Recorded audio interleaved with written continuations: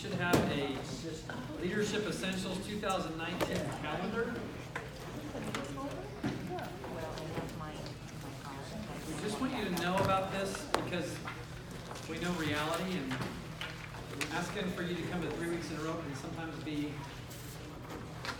a challenge. So the blue blocks are the different blocks of classes that we're offering. So we're doing an immediate follow-up to this class. I talked to a few of you already that said you couldn't be here next week. So beginning on March the 24th, we're going to do another run-through of this in case you do cleanup, or in case you just decide, hey, I really like that stuff, I want to come back and check it out. So we're going to do that. And then in July, we'll do another block, and then in October, we'll do a block. But they'll be promoted in the bulletins and at the pulpit and all that. So we just want to make sure you know. Flexibility is something we try to be as much as we can. So let's do this before we jump into the class. Good morning, everybody. Guys. Let's do this. Just roll your clocks back a week and grab something of the lesson we talked about last week. As simple or as profound as you found the class to be. What's something that stuck with you as you're being asked right now? What's something that you remember from last week's class? 2 or 3 people. Create a safe environment. That's what I was going to say. Create a safe environment, okay. Which is completely new, and I'd never heard that before. Well, did you ever hear that before? I heard last week. Before last week? How many before last week had heard the idea of a safe environment? By show of hands. Some, yeah, about half. Okay. What else? We had safe environment. What else do you remember from last week? That just kind of got people scrambling through their notes. What do I remember from last week? Just something stuck, yeah. Engaging the hearts of the group members, the thinking questions versus the doing questions. Yeah, okay. That was, Good. Really good stuff. Had you had that type of sort of contrast before? I have, but never that clearly. Okay. It's really nice that it's very concise. Okay, good. Good. That's great. How about one more? Who else remembers one thing? Yeah. The difference between affirmation and encouragement.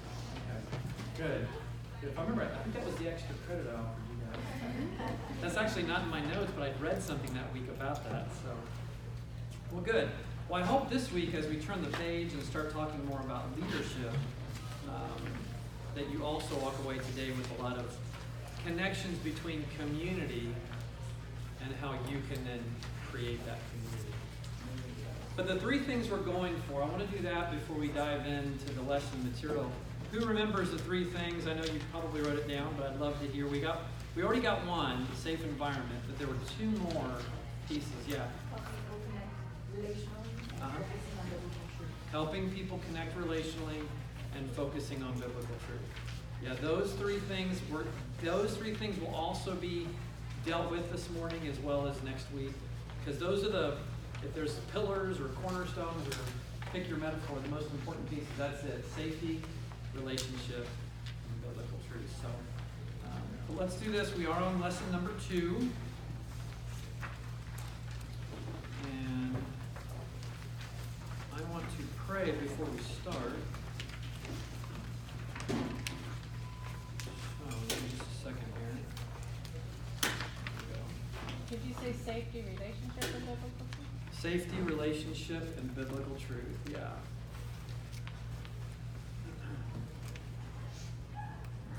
And then are we passing the? Okay.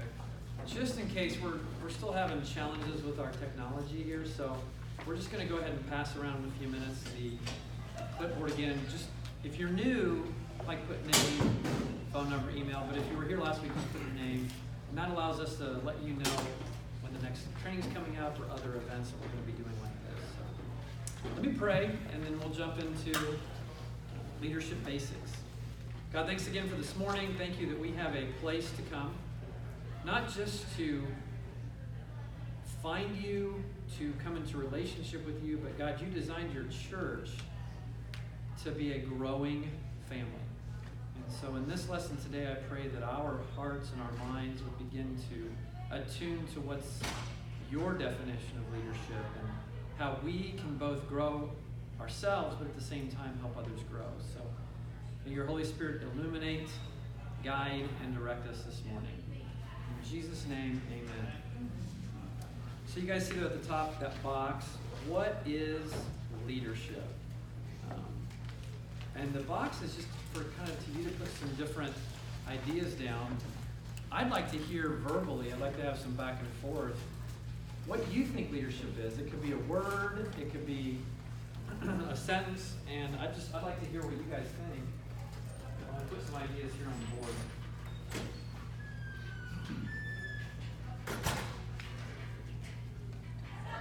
What is leadership? Servanthood. Servanthood.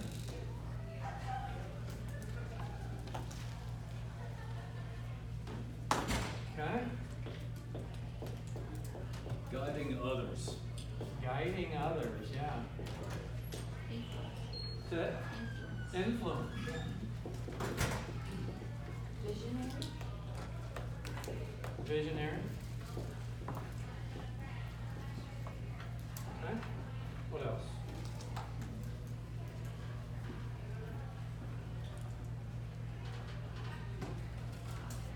Responsibility. Responsibility. Okay.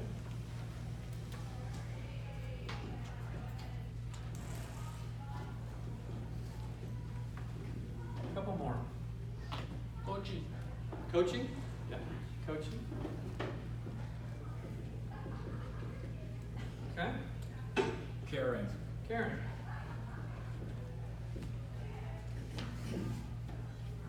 Example. Example.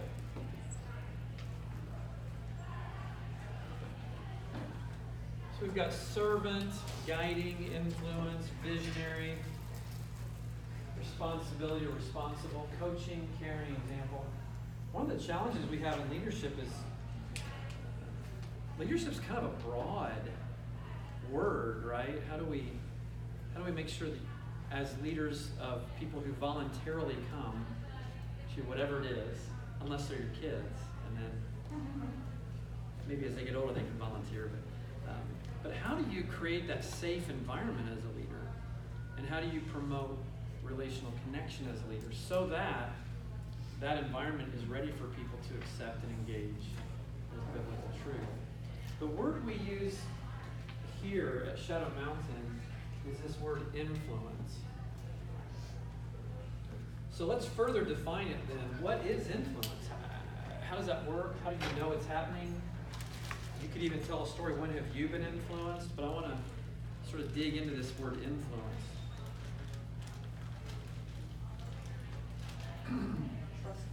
Trustworthy.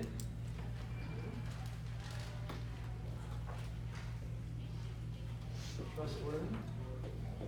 Provokes change. I heard change. What was the first part? Provokes change. Provoke, as in P-R-O-V. Provokes change. Yeah, provokes change. Okay.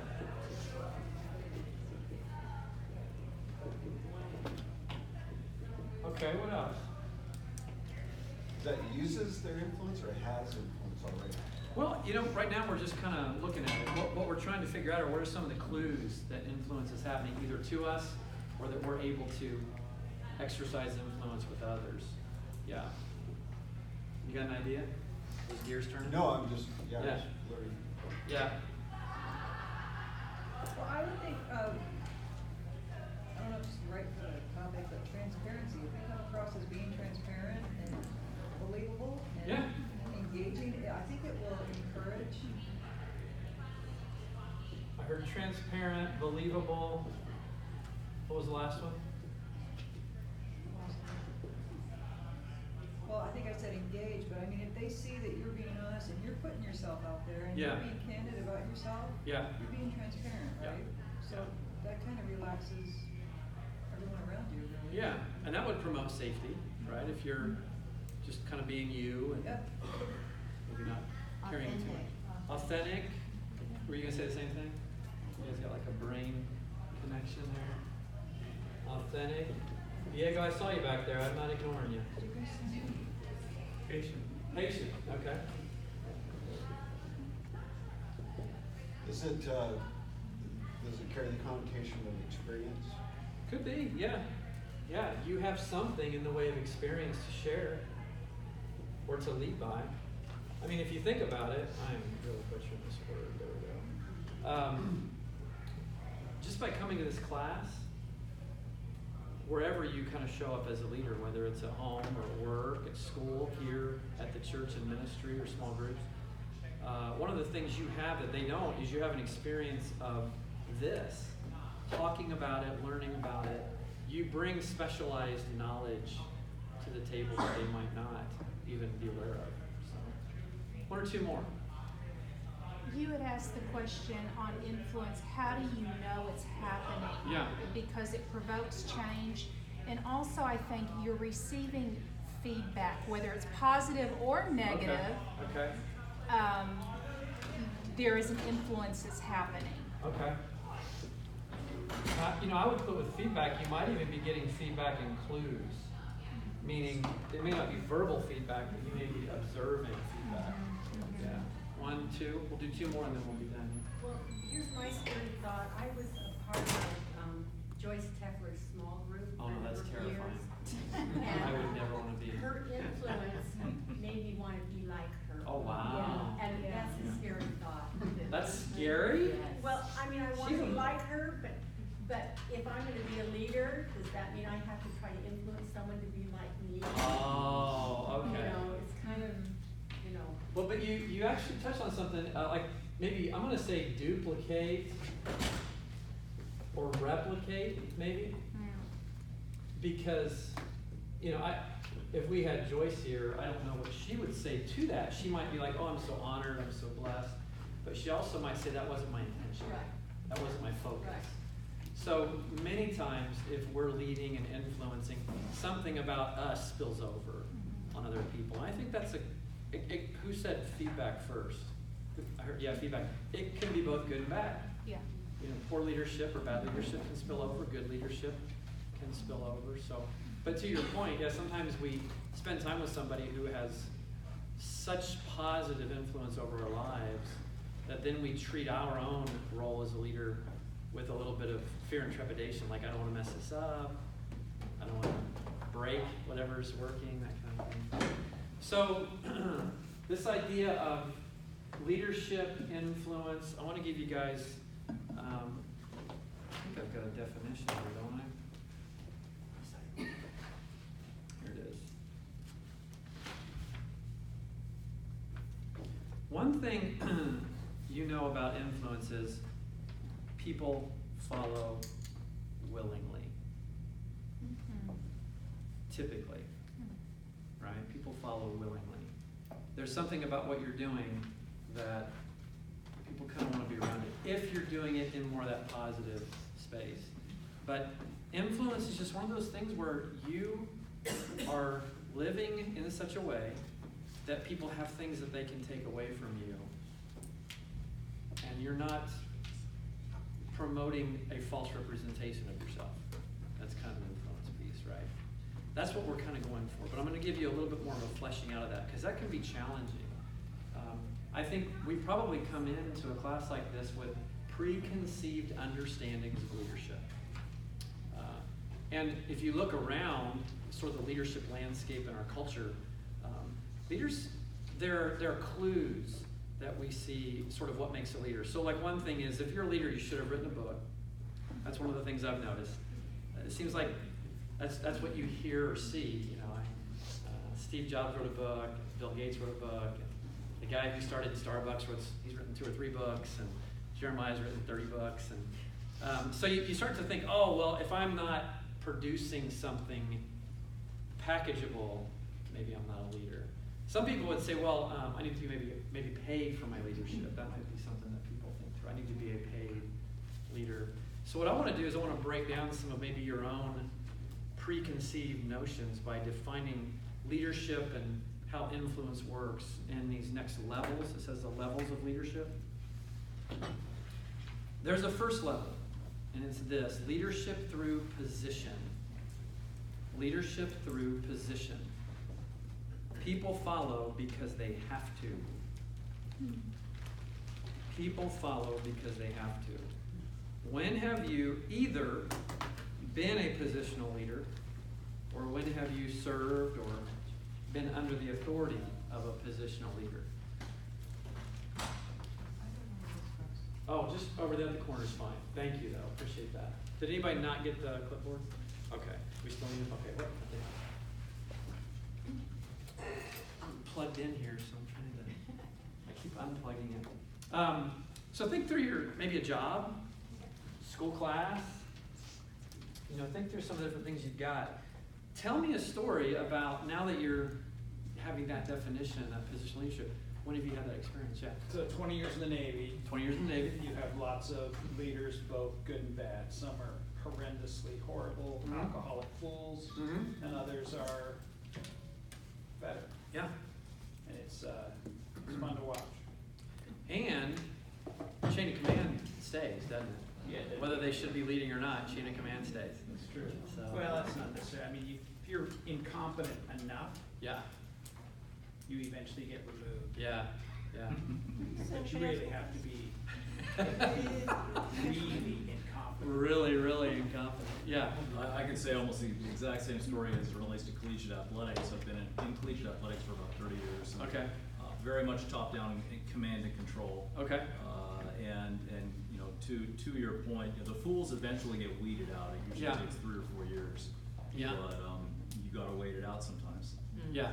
And that can be hard and frustrating, because you're there either in the Navy or in athletics. You're there to do something, and sometimes the positional leader who may or may not be, let's say they're not qualified maybe, or they're just not good people. You know what I mean? They're kind of hard, and they don't really consider some of the more important pieces of their role important, maybe, like you might. I've had some harsh positional leaders. Yeah. For me, it's librarianship. Librarianship. Public librarianship. Tell me about that. Gun-toting librarians, or what's going on there? Ooh, yeah. Anyways, Yeah. since we have to have active shooter trainings now, Oh, wow. but I transitioned from the paraprofessional side, worked my Mhm. way up there, was a supervisor, and, but then I transitioned to the librarianship. And then now I'm in a position where I don't necessarily manage people unless they're doing programming, but I'm in the middle. Yeah. I have my manager. Got it. That's Yeah. not quite, there as a leader, and so I'm in the middle where I'm not supervising really anybody. Mhm. But I do manage and lead like the community and programming. So there's a lot of that middle ground, and Right. there's a lot of politics in librarianship and administration, and, Yeah.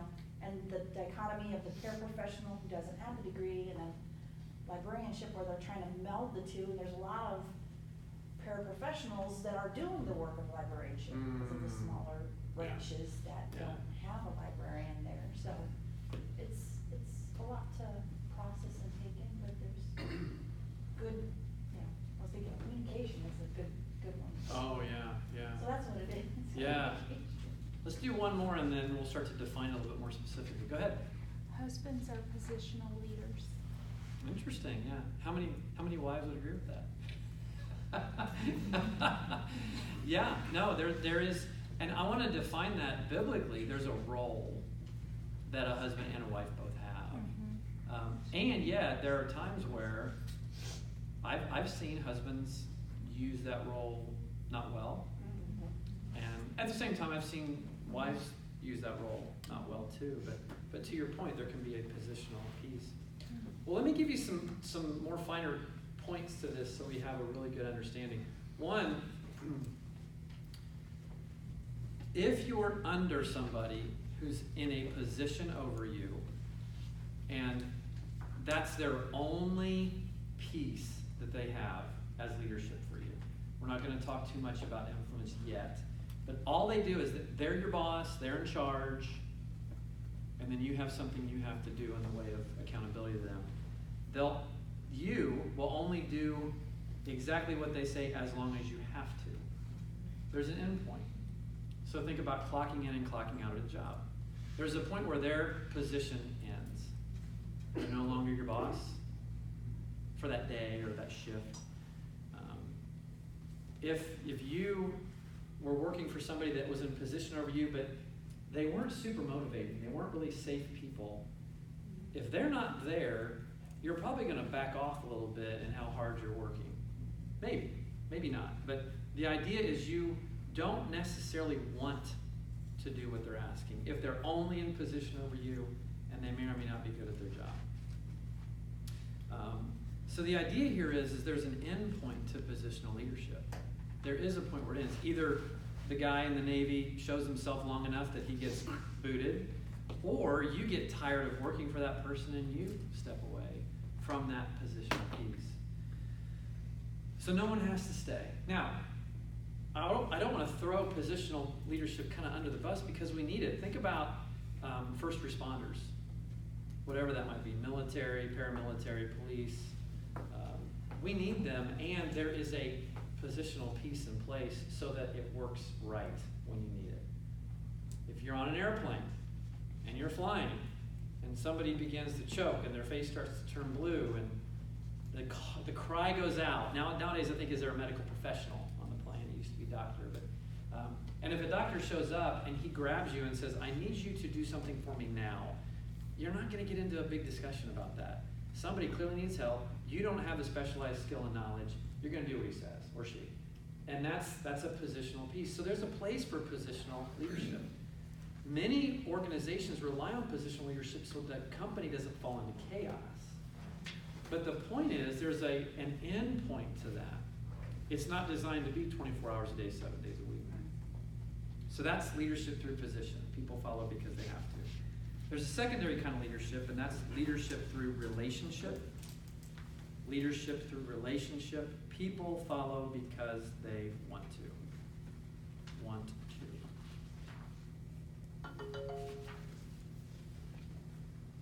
When have you followed somebody because you respected them, you believed in them, you trusted them, they were transparent, they were authentic? They may have been a boss in position over you, or maybe not, but think through, when have you had that experience where you're like, man, I'll do kind of whatever they ask. I like them, I trust them, they seem to be looking out for me. You guys had that experience? Could have been a coach, teacher, maybe a parent, family member, boss. Throw out an idea or two. Yeah. I work for 8 oncologists. Before I worked for them, I worked for a 28-year Navy veteran neurosurgeon who was a dictator type. Uh-huh. And it was kind of like fear-based. We did everything because he would blow up. Oh, yeah. Now I work for 8 oncologists who are less stressful than him. And there are many of us find ourselves working there later than we should, when we need to. Mm-hmm. And the loyalty and commitment is really high there. Yeah, yeah. Even with me too. Yeah, but now, in that setting, they're still your boss, you're still working for them, they're still in a position, and yet. Okay. So the second one would probably be Joyce Tepper. I mean,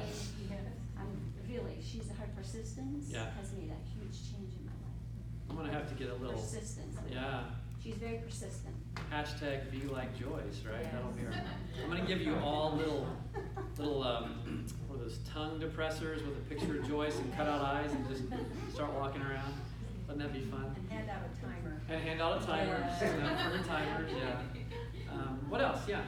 You know, I have leadership in positionally over you and then ahead of you.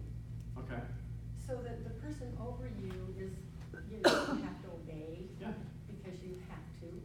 But here, you want to because Mhm. you're on the plane walking the same, but there's just a couple of steps ahead of you.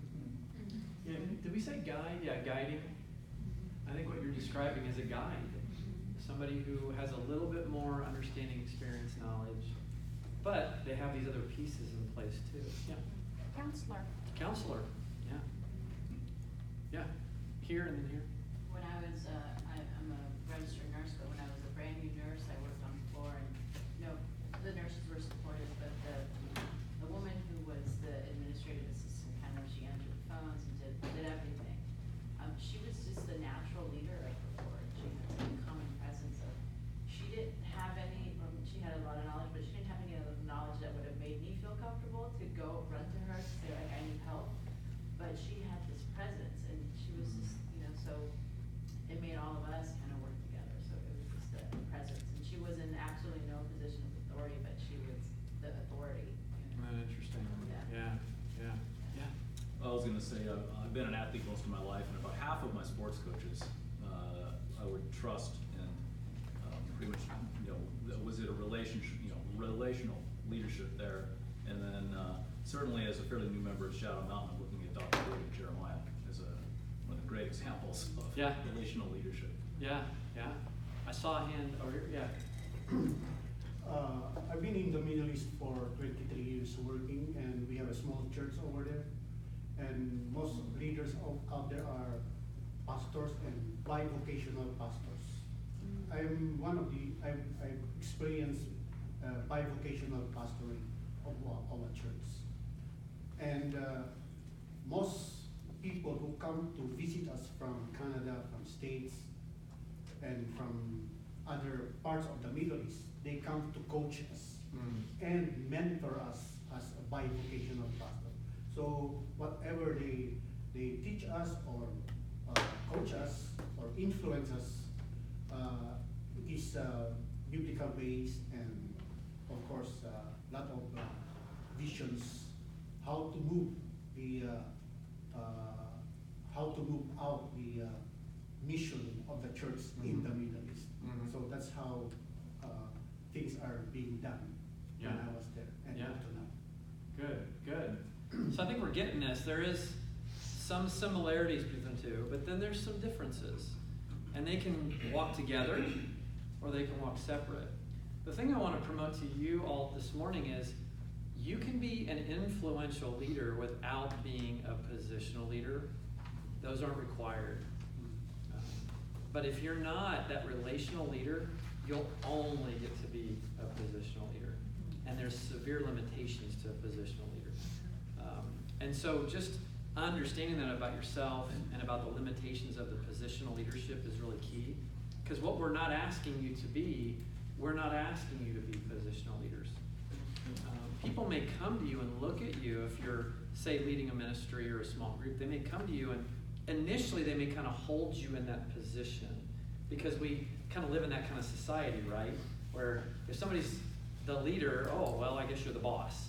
But over time, you can begin to break that down and show them that more of a guide. And the thing about any type of ministry, the Bible's pretty clear. We're fellow sojourners as Christians. We're never in that positional piece. So that's what we're asking of you as you think about leadership at Shadow Mountain. We're just saying, hey, think through your own leadership dynamic, and we're asking, can you be that relational leader? The great thing about being a relational leader is it takes the pressure off you. You don't have to carry that bigger burden of being in charge. You get to earn it over time. And you get to earn all the different parts of leadership by just modeling it, living it. And the great part about not having to be a positional leader, sometimes we put pressure on ourselves to not make mistakes in a position. A relational leader can make mistakes. It's okay. Because the idea is we're all kind of in this together. I have something that maybe you don't have, and so I'm going to guide you, but I'm not your boss. I'm not in charge of you specifically. The goal then is for the people that you lead to choose to follow you, not have to follow you. Questions on that or anything like that? Okay, good. I'll read this quote. You guys don't turn back unless you want, but on the bottom of page 1, this is John Maxwell from Diaz. People who are unable to build solid, lasting relationships will soon discover that they are unable to sustain long, effective leadership. Needless to say, you can love people without leading them, but you cannot lead people without loving them. And as a caveat to that, one of my friends who's in business was telling me this week, if you want to go fast, go alone. If you want to go far, go with others. And that's what we're talking about in this leadership dynamic, is going together. And so for some of us, that may make, when I think of that, going far versus fast, I think slow. Going far means going slow. And it all depends on how you define it. Because if you're with a group of people and you're all in together for each other, then speed becomes not as important as connection, staying connected. And I think of that movie, Hobbits. There you go, Lord of the Rings. The Fellowship, remember? That was the big piece, is they didn't want to break up, they didn't want to break up, they didn't want to break up, stay together. And how hard it was to stay together, but that was like a theme in the movie. And how they would fight for each other and cover each other and share each other's pains and griefs. And I remember that scene where Gandalf has just fallen off the bridge from that Balrog or whatever he was called. And they're all sitting outside and they're crying and they're sad. But at some level they're together in it. They're together in their grief. And that's a great picture for me, this idea of going together. All right, so then we go to this idea of practicing relational leadership. Practicing relational leadership. Relational leadership begins when we enter into another person's experience. Relational leadership begins when we enter into another person's experience.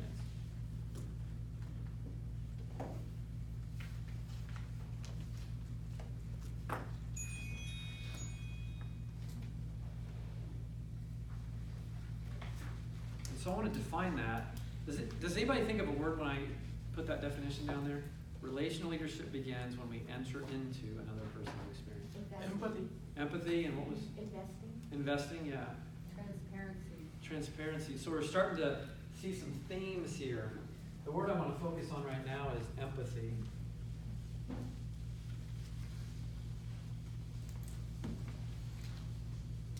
Now, for those of you who aren't, would not self-describe as touchy-feely, empathy may feel like a squishy, weird word. It's true. And that's okay, because all we're doing right now is talking about it. But empathy is a piece that you may do and you don't realize you do, and you may be able to do it better than you think you can if you don't have a lot of experience. Not a lot of empathy, I'm sure, in the Navy. Tons of it. A lot of hugging and Like, yeah, shut up and do what I said. I have a friend. Well, he's becoming a friend. He's a colleague right now, but we're becoming friends. And he's a self-described sort of non-touchy-feely type. And Roger that. so he's getting used to hugging people. It's just weird. He's still single, so he hasn't had to sort of warm up to the idea of physical connection with a woman. And so how do you, he just doesn't get it. It's weird. He's very, he's a tech guy. He does coding, and so he spends a lot of time in front of a screen. And I was with him last night, and we were kind of joking around, and so I went up to him and I gave him a hug. And then he started to pull away. Now we were having fun. It was like a group of us. It wasn't just he and I. It wasn't that would be weird. But I went up and I gave him a hug, and we're all kind of because we were at dinner, and he starts to pull away, and I said, no, not yet. And I just held him. And then people start laughing. And so the mood was light enough that I could do it. And he tried to pull away again. I said, no, through the pain. And I held him for about 35 seconds. And by then, everybody's laughing. You know what a leg kick is? And he backed up, and he's like, I need a drink.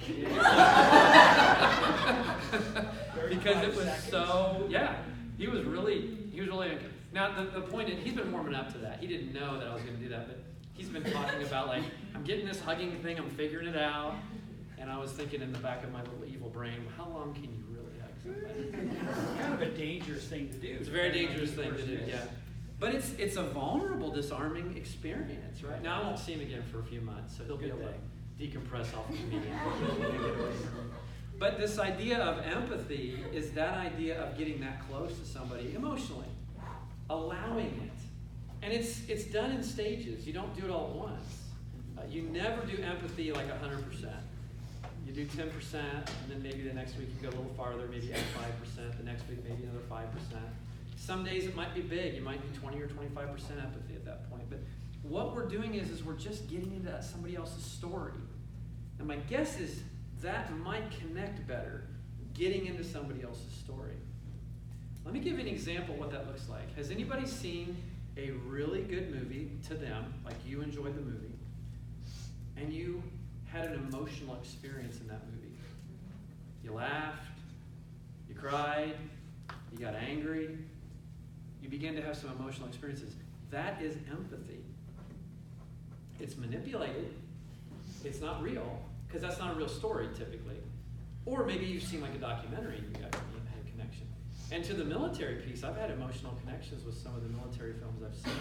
The camaraderie, the heartbreak and loss, the devastation that happens in war, and it evokes something in me. So that's a piece of what empathy looks like, but it's story driven. So the idea is, how do you get into somebody's story in such a way that you begin to care about them more? That's the picture of empathy we're talking about. Not something necessarily big in our society, but it's very biblical. Jesus spent tons of time listening to people talk about their lives. He was known for that kind of thing. He would ask them all these kinds of questions. And so that's when we're defining empathy. But let me ask you this, just so we can kind of get some experiences. When have you either done empathy, kind of given empathy to somebody, and they responded to it? Or when have you experienced empathy, and now that we're talking about it, you're like, oh my gosh, that's so powerful. It's such a powerful experience. I'd like to hear either when have you given or when have you received empathy in your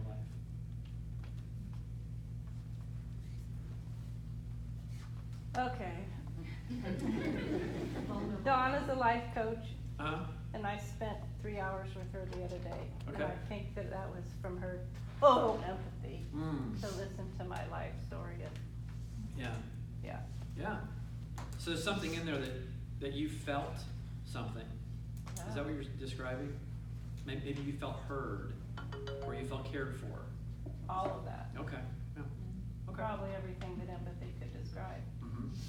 Yeah. I see you. I'm just thinking about teaching my boy how to ride a skateboard. Needless to say, when you're learning to ride a skateboard, you fall a lot. And watching him take those falls that he had to take and feeling it, it's like, oh, that hurt. Yeah. And you know, Yeah. and having learned how to ride a skateboard myself, feeling that same like, oh, I know what that felt like. Yeah. And, Yeah. Going and picking him up and telling him it's okay. We'll go get a Band-Aid. Right.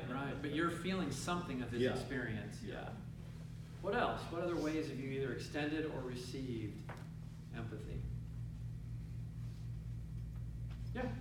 Just a general statement about empathy is that people love to talk about themselves. You just gotta learn how to listen to the people talking about themselves. Yeah. Empathy will build.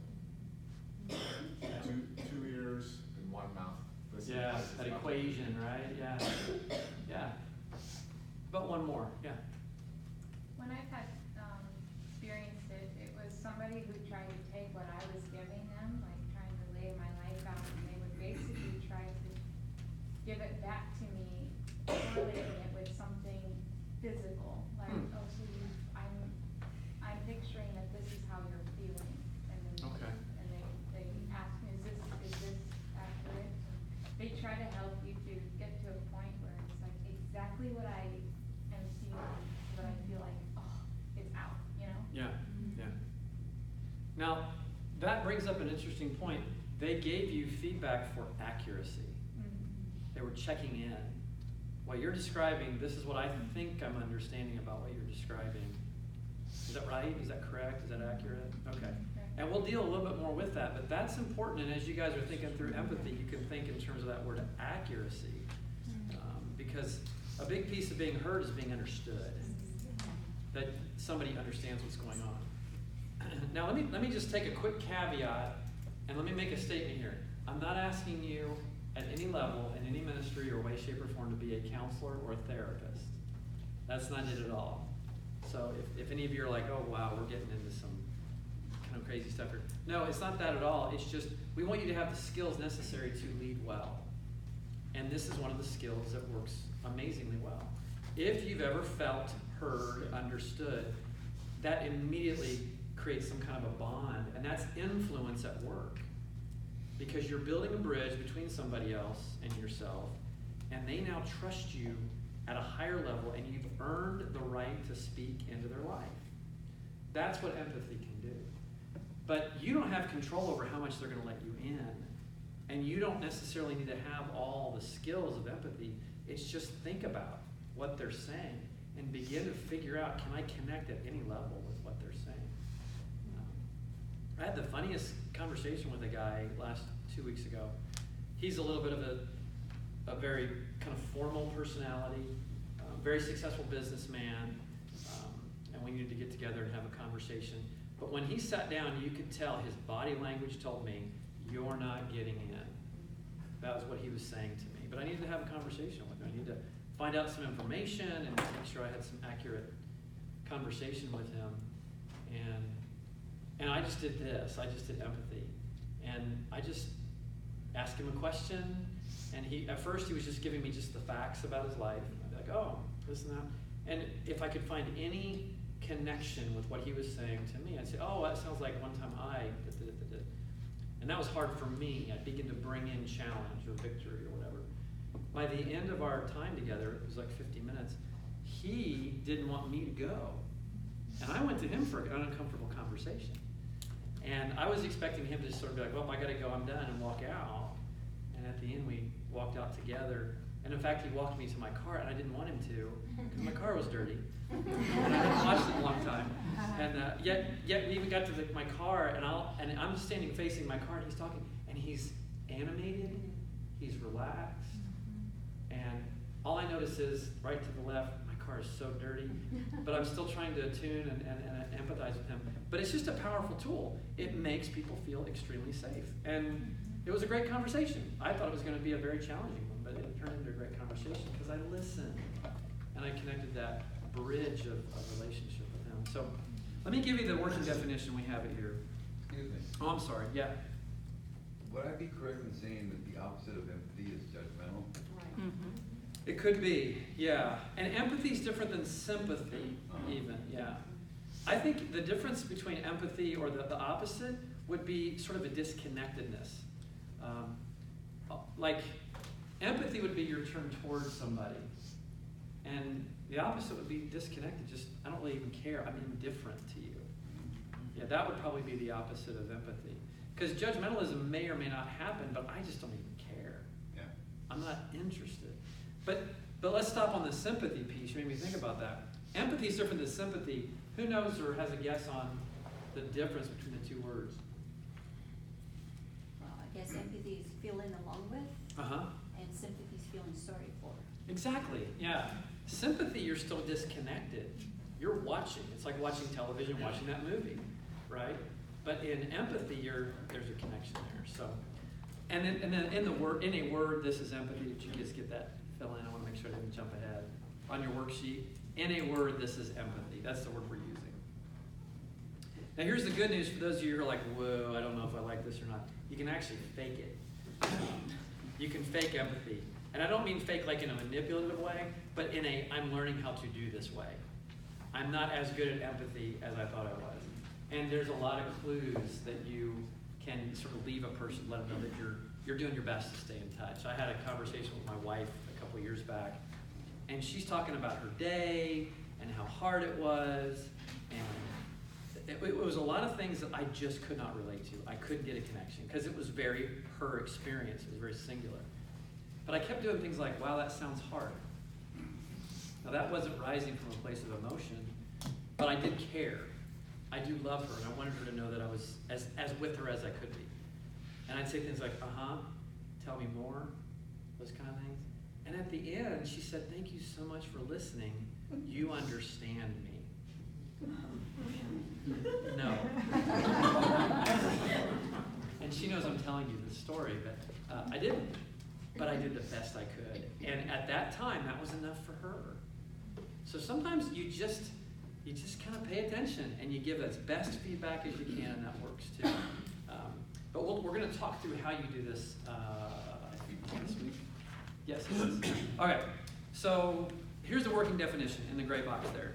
The ability to enter into another person's experience and connect with them in a way that you actually experience to some degree what they're experiencing.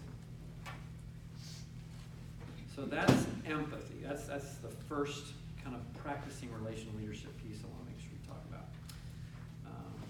Now we go to next step skills. How does this work?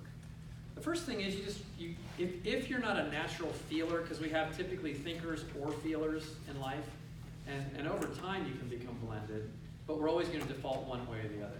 Thinker, feeler, thinker, feeler. So let's just take a poll, visual poll. How many thinkers are in the room? Okay, I don't know, not quite half. How many feelers are in the room? Okay. So that's okay.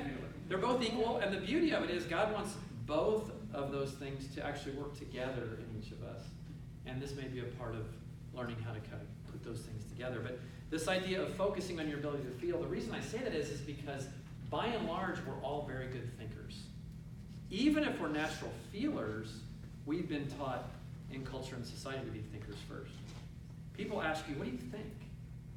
They don't really ask a lot of, how do you feel about that?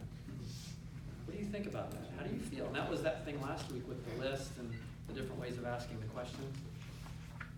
So the idea is then to begin to connect more to your own reservoir of emotions, because they're all there. Psychologists and counselors and all the research people out there have all said emotions are actually a chemistry-based phenomenon in the human body. And so we're all built with emotional chemistry in our body. We may just not be accessing or paying attention to it. So let me give you an example. Let's, I think they're called hashtags. They're called, you do a line and a line and a line, and then a line across. So for every 5, you do a line across. What's it called? That's a tally. Tally marks. There we go. So let's do a tally test, okay? I'm going to list out about 20 plus emotions, and all I want you to do is, in the past, say 3 to 4 days, if you felt that emotion, just put a tally mark down. And then we'll just take a score and see how we all do. Here we go. And again, for every emotion, you're like, yep, I felt that. Click, put a little tally mark down. Anger, fear, sadness, happiness, guilt, resentment, regret, disappointment, hopelessness, joy, depression, anxiety, discouragement, resiliency, love, shame, abandonment, disapproval, threat, suspicion, tenderness, approval, celebration, and gratitude.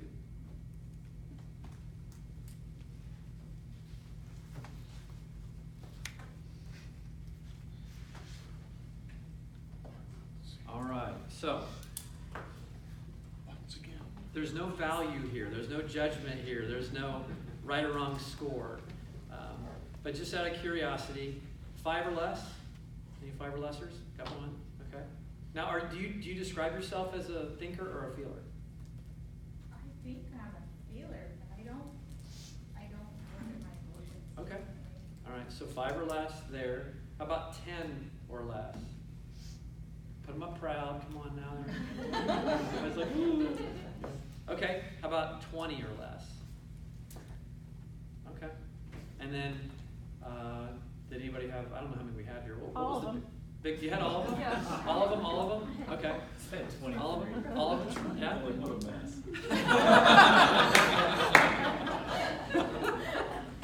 Well, here's the great thing about emotions. They're not truth. They're indicators. This doesn't brand you. It doesn't define you. But they are indicators. They're like dashboard lights or dashboard gauges on your car. They're saying something's going on here. An emotion is like the warning light that comes on when your fuel's low. There's no value to that light bulb. But it's saying, hey, something's going on you need to pay attention to. And it's probably connected to your fuel tank. And that's what emotions do, is they say, hey, something's going on inside. And it has something to do with something. Who knows? So let me give you a cheat. Some of you may not access the emotions first. You may access the sensations first. Meaning you may have physical feelings in your body. Some people, they get stomach aches or their stomachs turn into knots when they're nervous. You guys have maybe had that experience. Butterflies in the stomach. Sometimes people, and that tends to be about like nerves and anxiety. But what about people like you may have had like pressure on your chest? That tends to have to do with fear, danger maybe. And so the body has a way of registering to you, hey, you're feeling an emotion, but right now you're just feeling the physical sensation of that emotion. So the idea is, whatever number you came up with, the idea is pay a little bit more attention than you did up to this point. And this is a great barometer. If you want to play around with this, you can go on Google and just type in emotion chart. And there's all kinds of emotion charts out there. And there's typically 5 to 6 mains, like anger, sadness, fear, happiness, excitement sometimes is. And then they branch off into some more of the finer nuances of those emotions. Some of us just don't have the vocabulary of emotion. And as we begin to use the words of how we feel, we start to notice I feel it more because I'm using the word to describe how I feel. Crazy stuff. Crazy stuff. Hey, let's take a stand and a break. Last week I didn't give you a break, and just stand up. Just stand up and stretch. And there's no, like, we're not doing anything weird with emotions right now. Literally just stand up and stretch. Take a deep breath. How's the temperature? Is anybody too warm? How about cold? Anybody cold? All right, we're going to drop it maybe a degree or two. And we'll try that.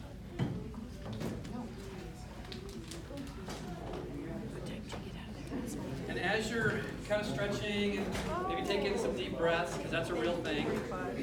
We tend to breathe shallow when we sit. We breathe more deep when we stand. I want a couple brave souls to answer this question when you're ready to sit down. We get back to our class. Which one of these emotions, as you looked at them, you thought to yourself, that one I'm uncomfortable with? Just, and you don't have to go into detail why, but we may have an experience of saying, I'm okay with these emotions over here, but this one I'm a little uncomfortable with. So I'd like to hear from just a few of you what you might think about that. So go ahead and sit down. Thank you for participating in my little break. I had a note here, stand and stretch break. Because last week we got to the end of the class, and it was like the last 10 minutes, and I saw so many people yawning. And I'm like, let's give them a break. Let's just get the blood flowing differently. And all that. So yeah, just now, I'm saying right now in the little quiz we did, which of you may have thought that emotion I'm not super comfortable with? And that's all we're going to say. We're not going to delve into that. Or anybody have that experience? What, do you have a name for an emotion that you're not comfortable with? Well, it would be one of these emotions in this Fear. list. Fear. Not comfortable with fear. Yeah. Who else has an emotion that I'm not comfortable with that? Resistance. Who else? I heard a voice, but that might have been my Shame. Yeah. Fear, shame, guilt sometimes. I would say the sadness or depression. Sadness, depression. Because that's just not the space I'm supposed to be operating in. Yeah. Social programming. So it could even go to a shame piece, right? You don't want to feel that because there's a shame maybe connected to it. Yeah. My biggest. Do you mind me? What do you mean social program? What do you mean? That I was brought up in an athletics environment, and you're supposed to, just out there going after it all the time. And Suck it up. That's the Navy. Yeah. That's it. Go Navy. Yeah. Okay. Sorry. No, that's fine. Good. Men are so different than women. Anybody else thinking right now of an emotion that they can say, that one I'm definitely uncomfortable with? Anger. Okay. Yeah. My biggest one's fear, but go ahead. Threat. Yeah. Okay. Yeah, my biggest one's fear. If I do a hierarchy of kind of those primary emotions, fear. I do not want to be afraid. I don't want to be that way. I don't. And the ironic thing is, I realized through my own kind of growth and maturity process, I've been afraid a lot of my life. That's why I don't like that emotion. But I would cover over it with like facades, like, no, I'm fine, or I'd be kind of the jokester, or these different things. And then finally I was like, I don't have the energy anymore to carry all those extra layers of persona. I'm just afraid at times, and I have to make that normal. I have to be okay feeling afraid. Because when I cover over it, I actually create more problems for myself. And my wife has told me since I began to sort of be mindful of this, she's like, you're so much easier to be around. Because I don't feel like your tension bleeds over into our relationship. If you can just say, hey, I'm feeling some fear right now, it's not real. It's not like, it may be an indicator, but it's not truth. I just feel it. There's a funky chemistry going on inside. And then we'll talk about it for a few minutes, and almost always it's not real. It's something manufactured over years and years of learning how to be afraid, reactively. So I just want to give you good news. It's okay. The emotions are okay, but they're not truth. They're guides. They're indicators. But what this does is you listen to people and you lead people, you begin to connect to them in a way that goes below the surface immediately because you access your own emotion.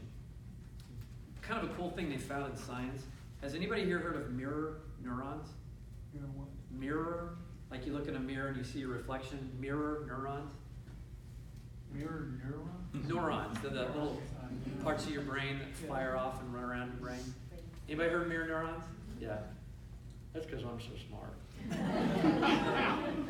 No, a buddy of mine was telling me about this. He's a psychologist.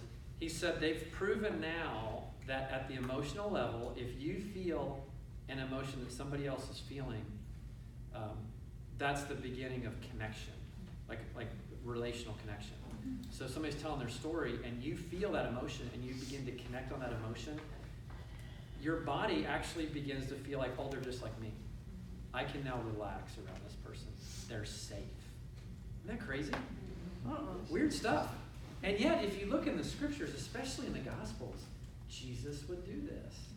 He would move toward people, and then he would reflect back to them what was going on.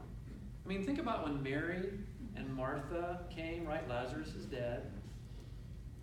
He responded in two completely different ways. Mm-hmm. With Mary, he said, Mary, you are wrapped up about a lot of stuff that really doesn't matter right now. Right? And he mirrored back to her own self-judgment. And by doing that, he normalized the fact that she's living in a place of judgmentalism kind of on herself, but she was trying to push it out on her sister. Then he goes to Mary, and Mary's crying, so he just cried. He just cried with her. That's what we're talking about. Now, you don't have to cry if you're not a crier. That's not it. But the idea is it takes away the need for us to fall into a position with people. Position might be advice giving, right? Position might be judgmentalism. Sometimes I find myself feeling, and somebody's really having a rough time, and there's a point where they're not coming up out of their hard time, whatever that looks like, and I start to get angry. Like, I'm doing all this good stuff. Hurry up. Come on, get out of your funk or whatever your problem is, And I have to remember, that's me kind of projecting something. It's not them. Jesus never did that, but he did model this idea of connecting, and that's that mirror neuron piece. So then we go to number two. Number two, or I think you guys have letters, right? I know you guys have arrows over there. Bullets, there we go. Bullets. Yeah. Much better. Bullets, there we go. Navy, or sniper rifle bullets, yeah. Okay, so listen to people in a way that communicates understanding. Listen to people in a way that communicates understanding. Page 3, it's actually an arrow, not a bullet. Page 3, arrow, not a bullet. You guys see that thing down there, empathy loop? Have I missed something? On page 2,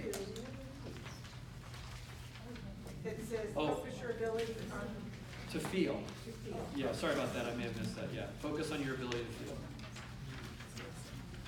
And then on page 3, listen in a way that communicates understanding.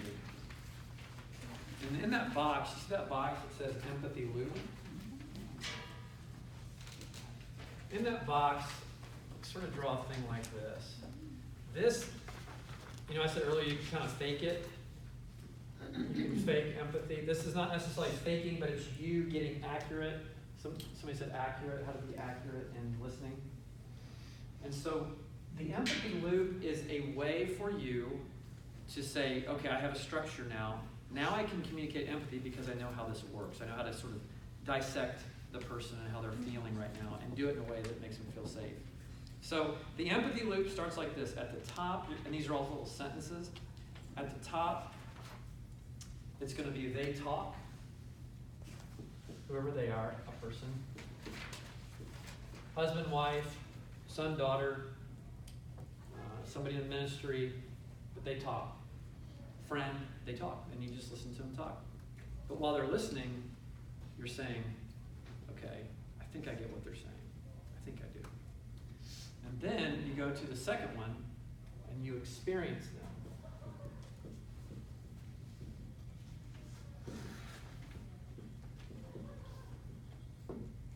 Now notice I didn't say listen to them.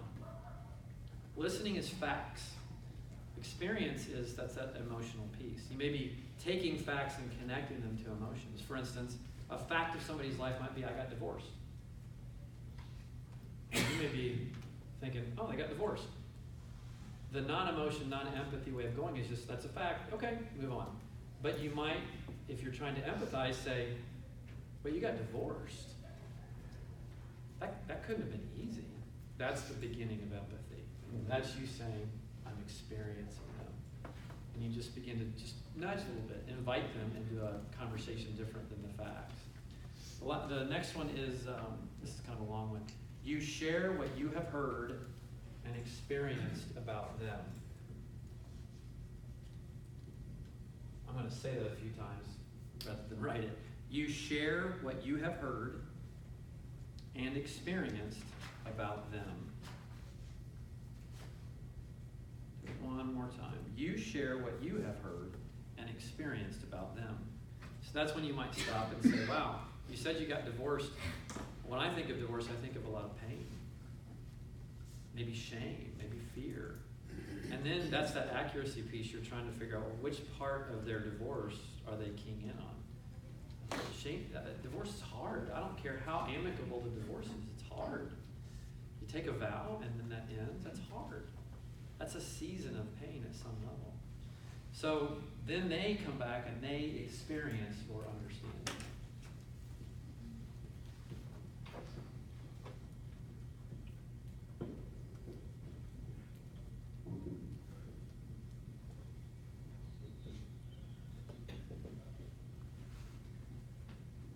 They experience your understanding.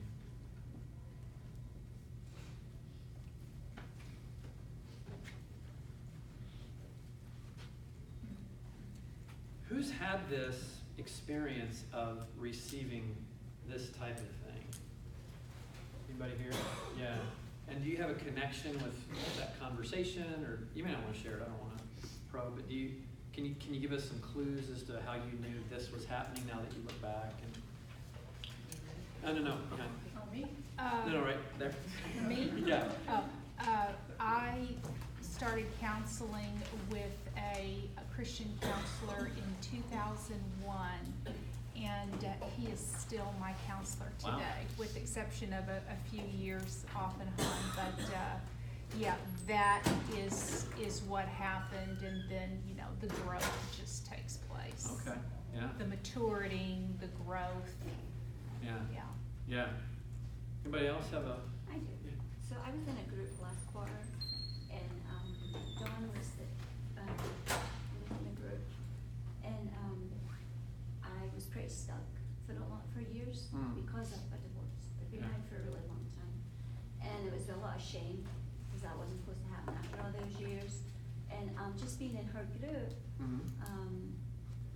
I felt it helped me to move on. Okay. Just what took place. Actually, it was the first time I've ever opened up outside of just one or two people. Mm-hmm. And I actually have moved forward. That's And interesting. she didn't say a whole lot, but she was very empathetic. Okay. Mm-hmm. Isn't that interesting? Yeah. She didn't have to say a whole bunch. Didn't say a whole lot, but she just was there. And there was a few others there. It wasn't a big group, but she really did help me move past that. Interesting. Yeah, because my default, outside of all of this, my default is to fix. Somebody comes to me and talks about their hard day. Last night, I was having a conversation with somebody, and I had to stop myself like 10 times in the conversation from advising and fixing. Because they didn't need that. They just needed to talk about how hard their day was. And I was just like, And that's that piece where you have to pay attention to your own emotions. A lot of fixers are not fixing, they're trying to make themselves feel better. Because their emotions are kind of freaking out. What's that?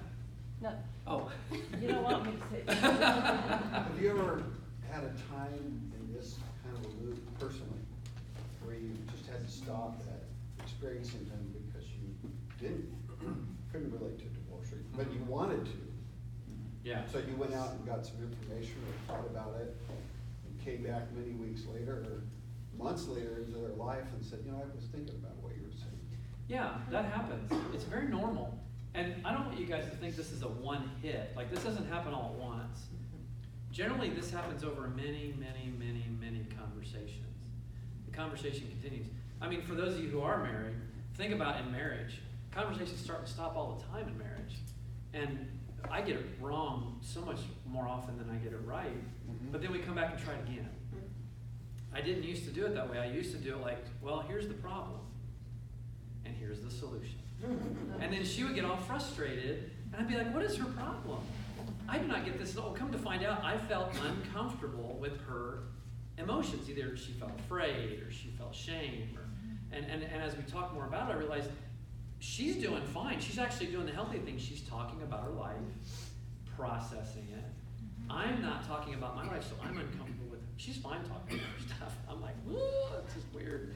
And so then I realized, okay. So there would be points where I would kind of stop here, get overloaded, bring the conversation to a close, and then a few days later I'd come back and talk about, hey, we talked about this thing a couple days ago. Can you tell me more? So yeah, that happens.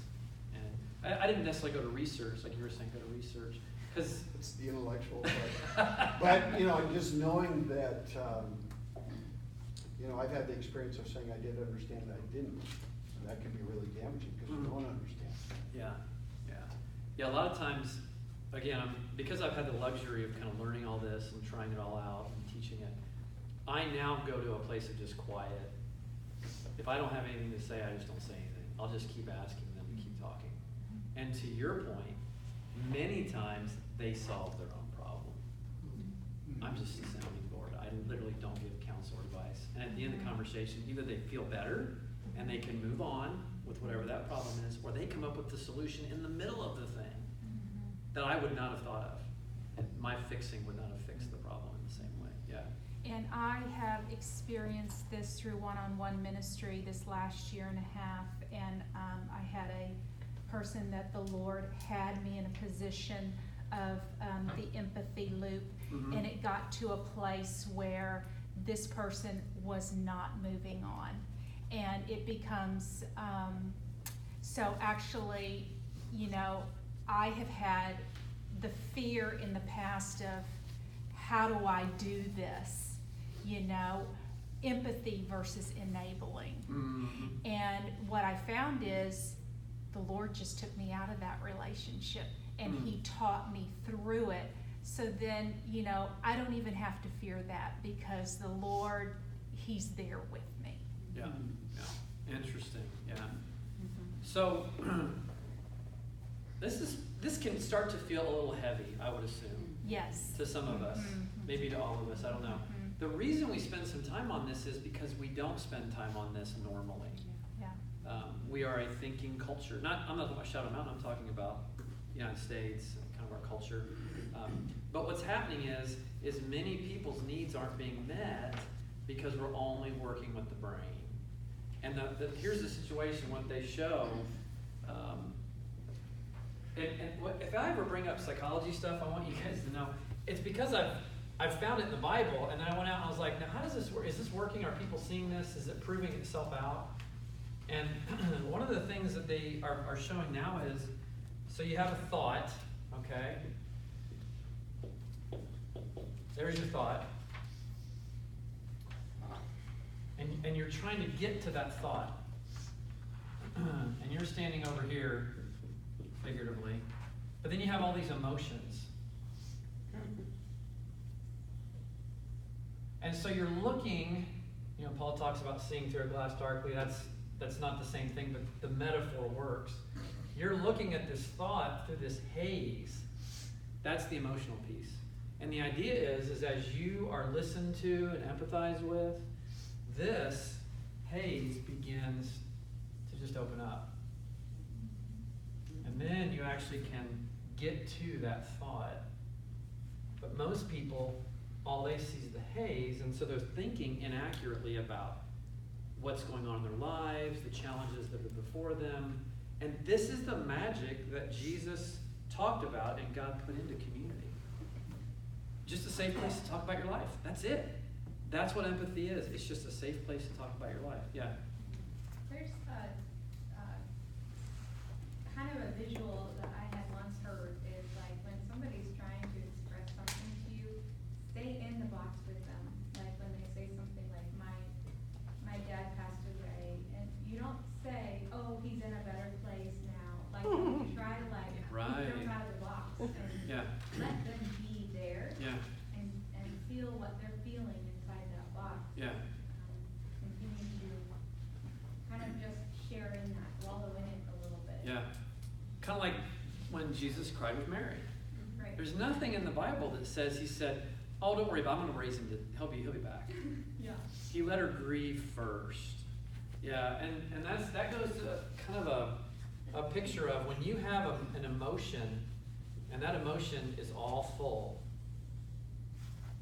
The key is you got to let that emotion drain out, then you can move on. So you get these emotions, and people talk about being overloaded or overwhelmed. I've heard the term flooded. That Cup person is flooded. overflows. What's that? My cup overflows. My cup overflows, yeah. And so the idea is, if I've got an overwhelming amount of emotions blocking me from being able to see reality, which is where God is, I can create a fantasy. And I don't mean fantasy in like a negative sense. I just may see the world inaccurately. Mm-hmm. What we can do for each other is give space where this stuff drains out. And all of a sudden, everything's clear again. And you may have had experiences like that where you're like, my life is over. Yeah. When Jesus Imagine. was by the well of Siloam, Mm-hmm. there was a man that was in a bed for 38 years. Yeah. He had to use an empathetic approach Yeah. to be able to get that man convinced that he could put his bed on his back. Yeah. And how did he do that? He listened. Mm. Because that man explained to him what was his problem.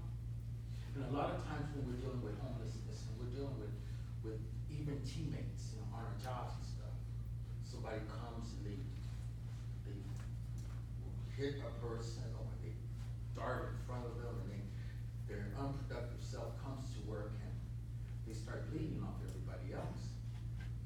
And no one takes the time, the first person, and this is what Christians do, we take the time to solve that problem, by letting them vent or listen. And then it actually is solved, they stop bleeding. And I call it bleeding, that somebody used another term, but when we start to listen, that's when empathy comes in. If we don't listen, then we are going to come on our own knowledge. Mm-hmm. And sometimes, more than likely, in the flesh fails. Mm-hmm. And Jesus was empathetic.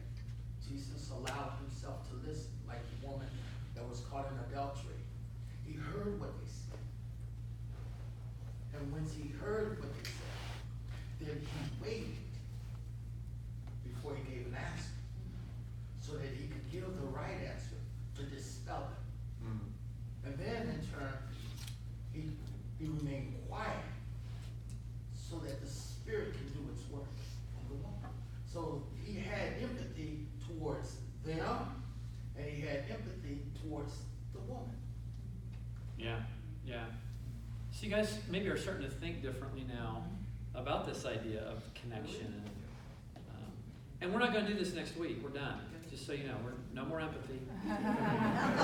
Okay, but let's finish the lesson, and next week we get into very specific steps. We have a 10-step process. But number 2, relational leadership develops as we extend favor to others. Extend favor. This is another piece of how we lead people. Extending favor is just caring well for them. And listening can be a piece of that. Having a cup of coffee can be a part of that. Being available to them in time of need, even if it's like physical needs, it's just extending favor. And the idea with that is you're staying clear on their value. They are valuable because God made them. And that's it.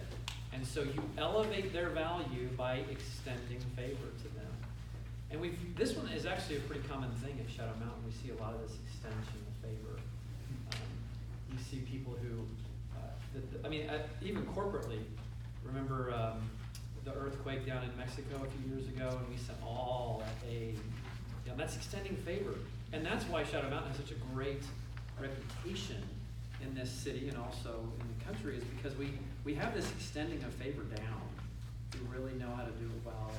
And that's the piece. But relationally, we can do that as well.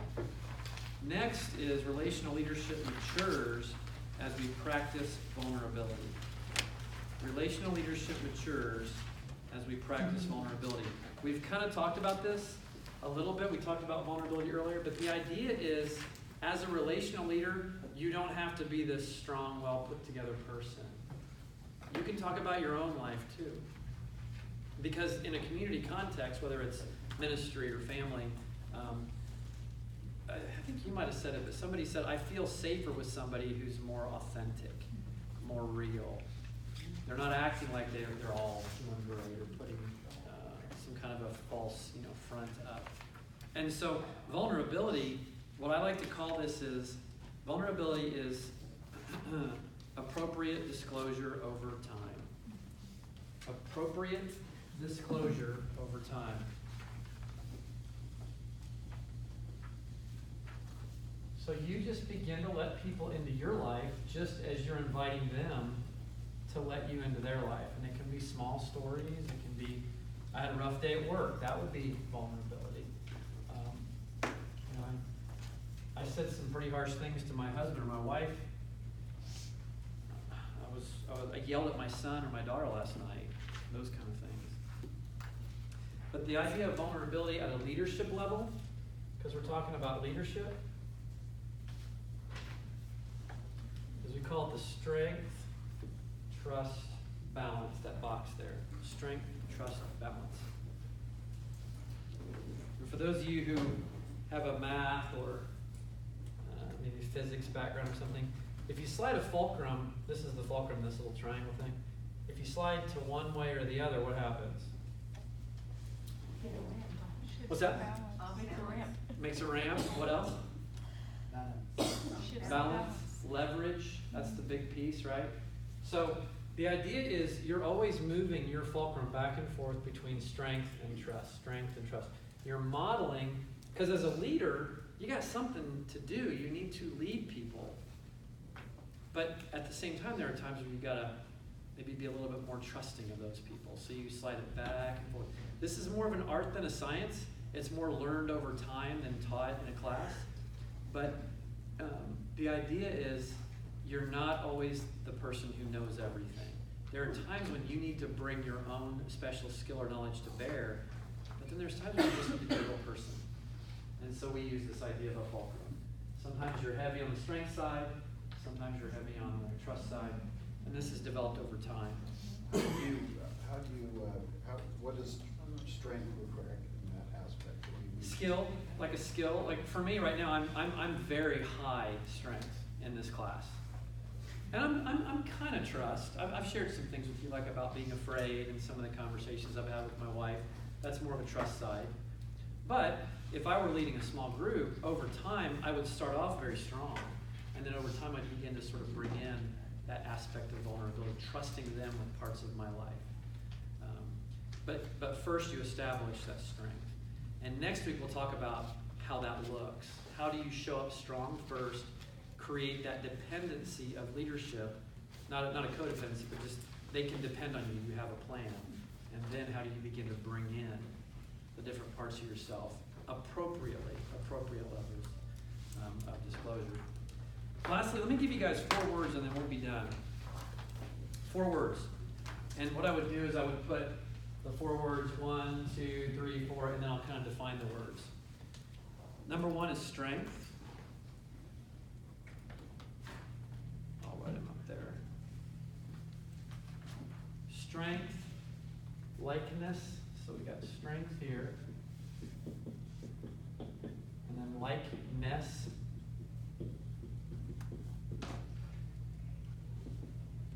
Warmth and imperfect.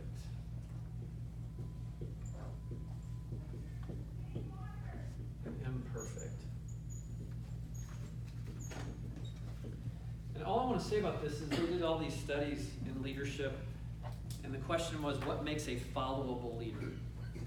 Who do people want to follow? And these are the 4 attributes that the people in the research found.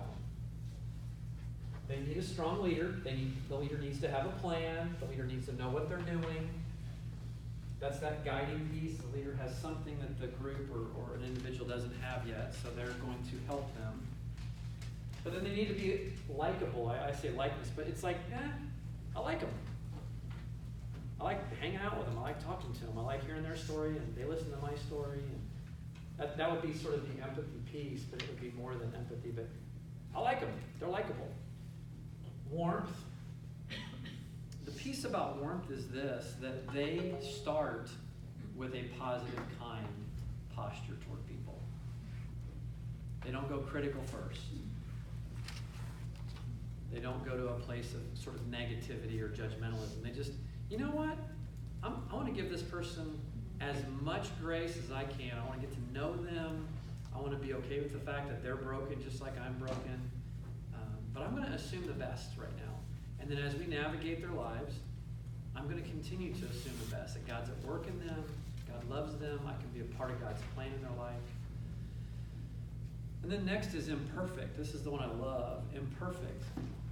That means the leader makes mistakes, but here's the piece that makes this good. They own it.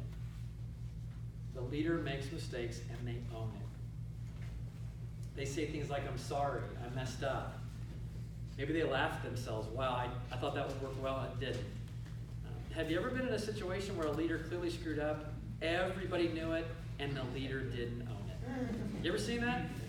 And you know, if you want to watch for that, sometimes we'll get some funny stories in the news, how people end up kind of imploding in their lives because they just couldn't own their own part. But the idea is you can laugh at yourself. Like, I'm broken too. I thought this was going to work. It didn't, but I'm trying. I'm continually trying to be good at what I'm doing. And people will give you so much grace when you do that. They will follow you so much farther when they see, okay, they're imperfect too. That means I can be imperfect. I don't have to worry about that piece. So we're done for now, but next week it's going to be very practical. Thank you for enduring this if this was hard. But I hope that you got a picture of how you can be better connected with those you care for and lead. Let me pray, and then we'll be out of here.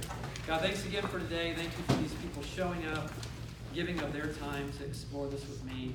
I pray that you continue to open up their own understanding of your will for their lives, where you're leading them, and where they need to be leading as well. In Jesus' name, amen. Amen. Amen.